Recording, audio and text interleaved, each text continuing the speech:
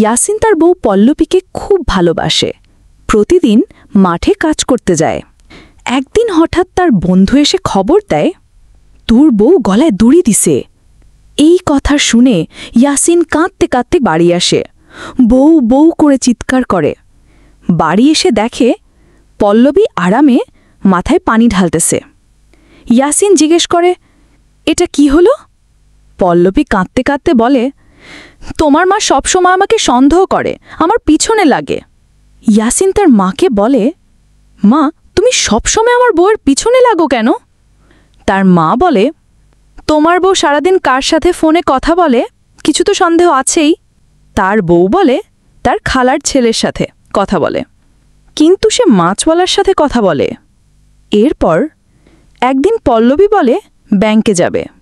আসলে সে দেখা করতে যায় সেই মাছওয়ালার সাথে। মাছওয়ালা বলে, এভাবে লুকিয়ে লুকিয়ে আর কত? চল, রাতের বাগানে দেখা করবি, সোজা পালায়ে যাই। পিছন থেকে এটা দেখে ফেলে ইয়াসিনের সেই বন্ধু। সে এসে ইয়াসিনকে বলে, তোর বউ কার সাথে কথা বলছে বুঝছিস? কিন্তু ইয়াসিন বিশ্বাস করে না, বলে, ও তো ব্যাংকে গেছে টাকা তুলতে। রাতে পল্লবী বলে, পায়খানায় যাব, বাগানে যাব। ইয়াসিন বলে, আমি ওর সাথে যাব। পল্লবী জঙ্গলে ঢোকে, ইয়াসিন দূরে বসে থাকে। মশা কামড়ায়, কিন্তু কিচ্ছু বলে না। এই ফাঁকে পল্লবী পালিয়ে যায়।